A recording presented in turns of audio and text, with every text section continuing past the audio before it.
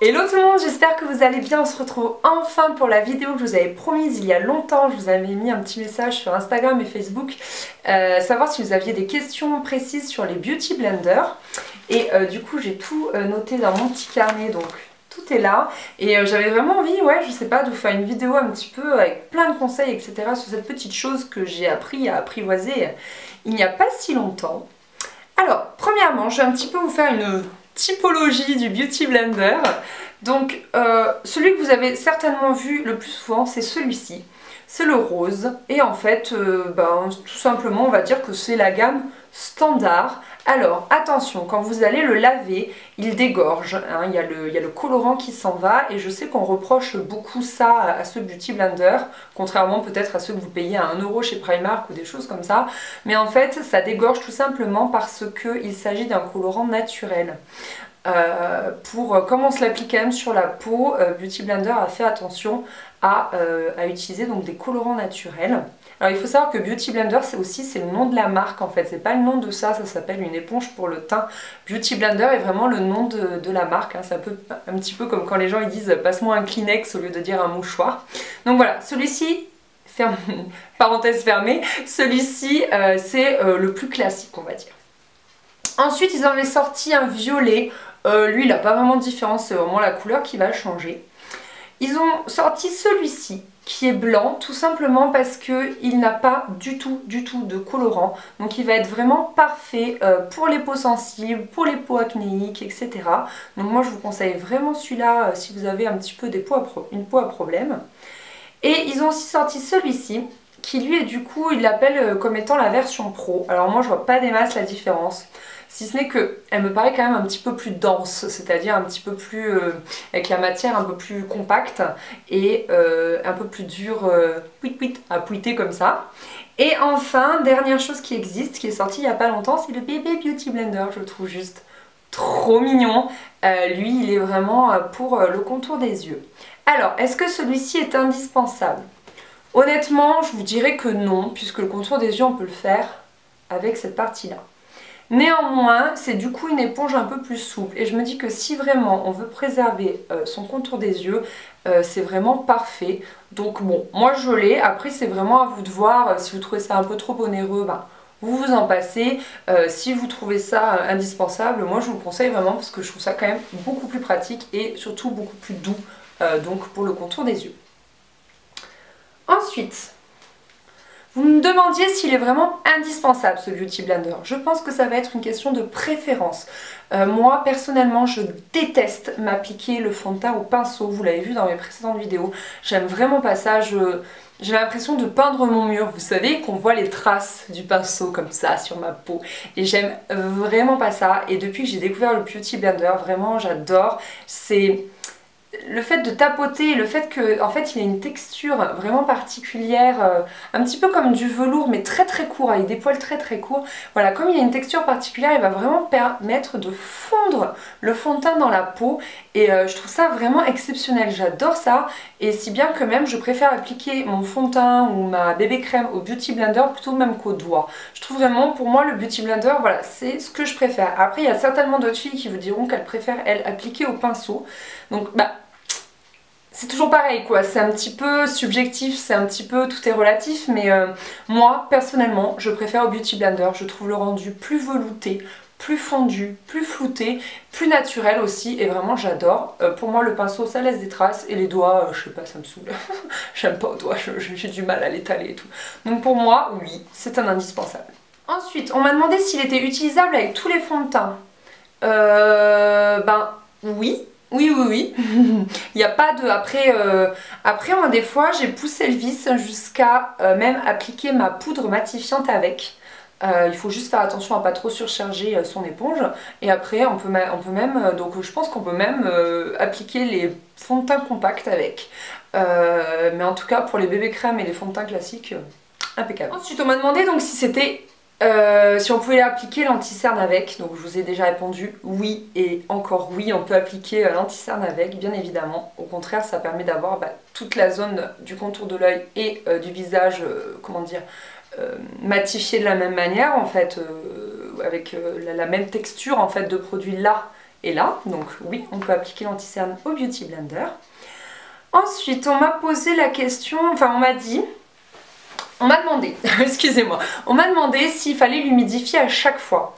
Oui, il faut l'humidifier à chaque fois parce que là, en fait, je vous la montre en version... C'est rigolo, elle reflète la lumière d'une façon bizarre, c'est fait fluo alors qu'elle n'est pas fluo en vrai. En fait, là, elle est toute petite, elle gonfle à peu près, elle double quasiment. Je vous montrerai ça en vidéo, je vais vous faire un peu des close-up. Donc il faut l'humidifier plusieurs fois, la passer sous l'eau et faire comme une éponge en fait, la puncher, la pouicher, la pouiter pour bien faire pénétrer l'eau et après il faut bien l'essorer.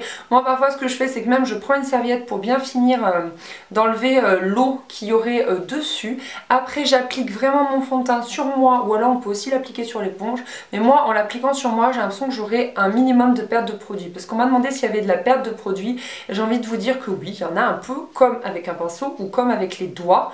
Néanmoins pour celles qui reprochent à l'éponge d'absorber le fond de teint, c'est à mon avis que vous ne l'humidifiez pas assez. Il faut vraiment faire gonfler l'éponge, bien l'essorer et après on peut appliquer son fond de teint. Donc bien sûr, moi vous en avez déjà vu un sale à moi, il se colore, hein, il y a du produit qui se met dessus. Mais l'éponge ne boit pas mon fond de teint, moi en ce qui me concerne. Simplement, c'est vrai qu'il en a un petit peu, mais ça utilise du fond de teint comme ça utiliserait un pinceau ou nos doigts, ou etc.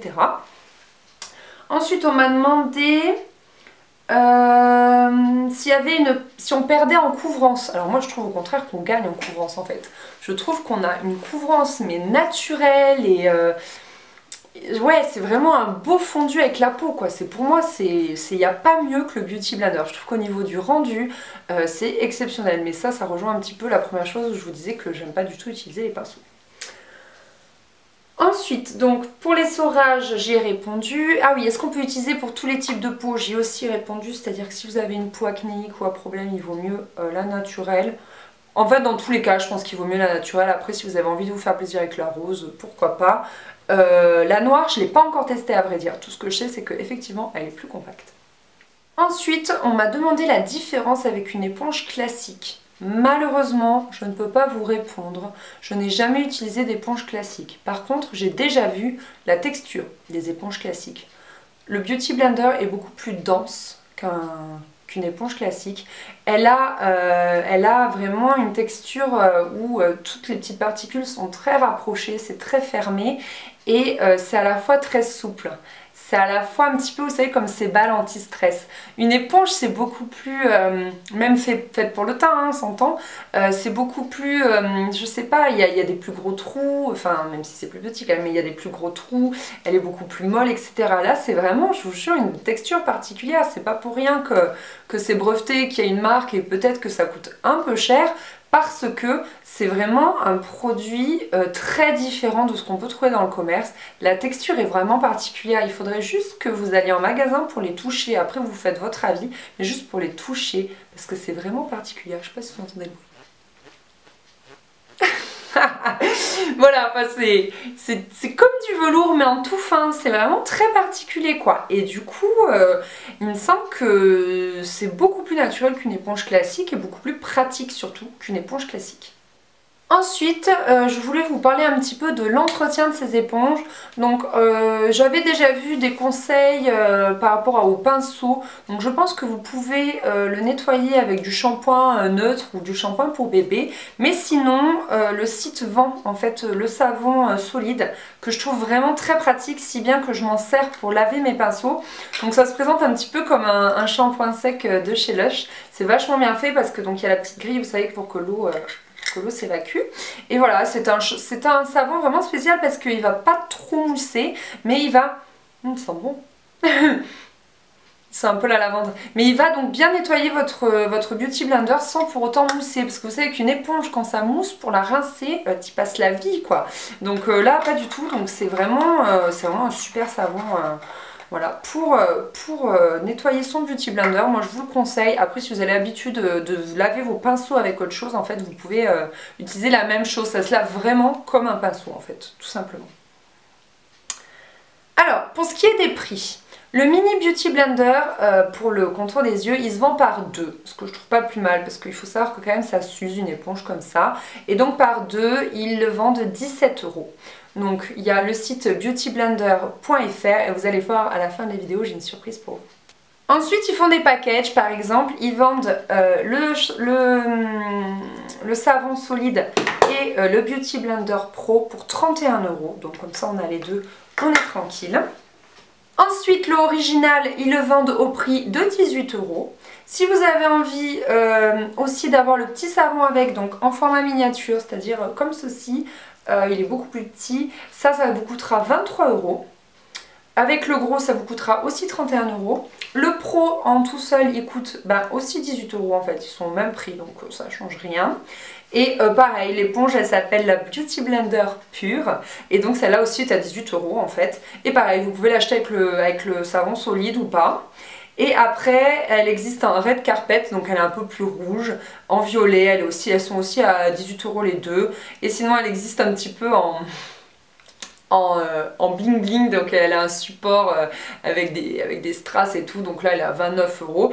Et aussi il y a les Blotterazzi, donc il y a aussi les Blotterazzi, vous savez, je vous en avais parlé dans une autre vidéo, ce sont ces espèces de beauty blender tout aplatis qui font l'épaisseur d'une feuille et qui servent à vous matifier. Donc eux ils sont à 19 €. Et aussi il y a le Body Blender qui est à 27 €, donc lui c'est si vous vous appliquez du fond de teint sur le corps, donc il est juste un peu plus gros. Voilà les filles, écoutez, cette vidéo est terminée, j'espère que j'ai répondu à toutes vos questions. Arrive la surprise, j'ai pour vous un code promo, je vous le mets en barre d'infos et je vous le mets ici. Il vous offre moins 40% sur tout le site beautyblender.fr. Donc c'est vraiment le moment de faire le plein parce que c'est vrai que voilà, moi j'en ai à dose et encore ils sont pas tous là parce que quand il y a des promos je fais le plein parce que c'est vrai que elles s'abîment hein, forcément si vous faites le teint tous les jours. Bon moi c'est pas mon cas quand même hein, mais au moins j'ai la dose au cas où s'il y a une pénurie un jour. Mais c'est vrai que si vous faites le teint tous les jours elles s'abîment vite et sinon pensez au cadeau de Noël parce que Noël approche et c'est vrai que moins 40% sur quel que soit le produit, c'est quand même voilà, une belle affaire. Donc moi je suis contente de vous proposer ce code promo. Si j'ai pas répondu à toutes les questions, n'hésitez pas à m'en poser d'autres en commentaire, j'y répondrai dans les commentaires avec plaisir. J'espère vraiment que cette vidéo vous aura plu, j'ai pris du temps à réfléchir bien à toutes les réponses etc, je me suis régalée. Et si vous avez d'autres idées un petit peu de revues comme ça très précises sur des choses très précises, n'hésitez pas à me donner toutes ces idées en commentaire, je les reçois avec plaisir. Allez, je vous laisse tranquille, je vous fais des gros bisous, je vous dis à très vite, salut!